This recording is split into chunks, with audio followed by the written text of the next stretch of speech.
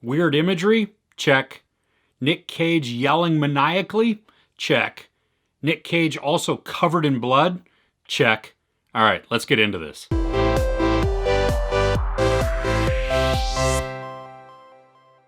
A meteorite crashes in a small town, causing the inhabitants of a family farm to descend into madness. H.P. Lovecraft's Color Out of Space is brought to the big screen and the small screen and stars Nicolas Cage and Jolie Richardson. Did you see Mandy? I'm sure there are going to be a lot of parallels drawn between his performances, but in this one he's much more grounded. His character has a lot more depth, but he also has a lot more room to play within that. Now, it's tough to do a good cosmic horror because a lot of that horror comes from the unknown or the unseen. And since this is a visual medium, you kind of have to show something. And what really drives a cosmic horror home, especially in the written form, is the indescribable. That thing which cannot be just put into words, and that's what then causes all of the terror.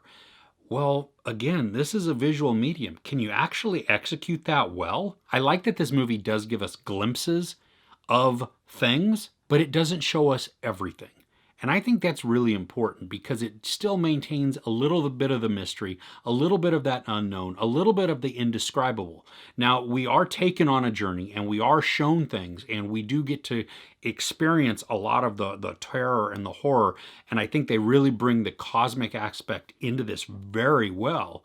But at the same time, they hold back. They have enough restraint to not just show us absolutely everything and let our imaginations play a little bit. Now, as would be expected, color does play a very large part in this film, and it's beautiful to watch, if not totally trippy also. There are pinks, purples, iridescence, even ultraviolets. Yeah, my eyes can totally pick up ultraviolet light, can't yours? But then there's also these bending effects with the light and with the visuals, and there comes a point towards the end of the film that I'm sure if you were on acid and you were watching this film, you would either break or just go into some kind of weird coma because of what you're seeing in your brain wouldn't be able to handle it. Madeline Arthur and Brendan Meyer also star in this. They star as the two older siblings, and they're great and they have really good chemistry together. But the one thing that really was awesome is there is a moment towards the end that is just touching and very real and very convincing.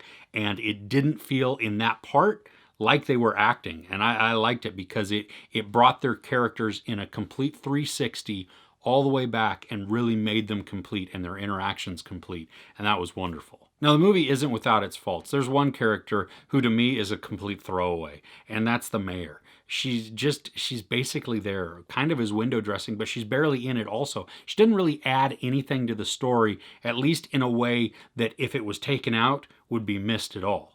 There's also then a reporter who pretty much could be taken out also.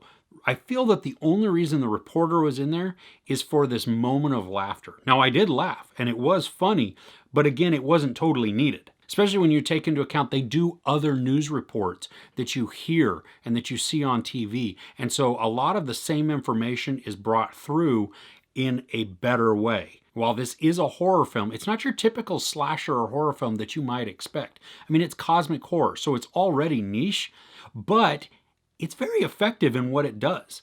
And I applaud them for that because this is not an easy genre to actually tackle. The anxiety in this slowly ramps up and then picks up amazing speed towards the climax. I was tense and felt more and more drawn in as each scene passed, finally fully being engulfed in the madness. Now, there is a moment that stood out to me where Nick Cage is doing a weird accent. And at first it pulled me out and it was quite distracting. But then I understood what the point was and what he was doing with it and what it represented.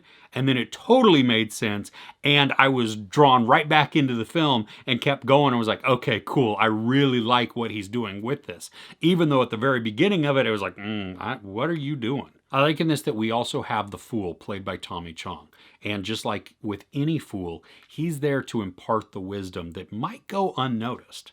He does really well, and like Tommy Chong and playing to his strengths, he also gets to be a bit of a stoner, and so it works with him.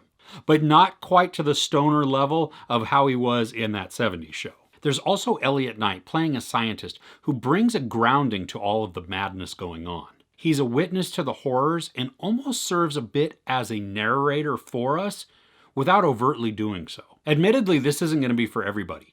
It's odd and it's patient, but it's not slow. Nicolas Cage gives a really, really good performance that at times made me want to empathize with him and slap him, and sometimes all at the same time. And then he's not nearly as crazed as he was in Mandy, although he does have some crazy moments in this. This isn't getting a wide release to the best of my knowledge, which is kind of a bummer because it was enjoyable on the big screen, but it should be coming to streaming and even for purchase very soon. And also exciting news, the director announced that this is the first part of a H.P. Lovecraft trilogy.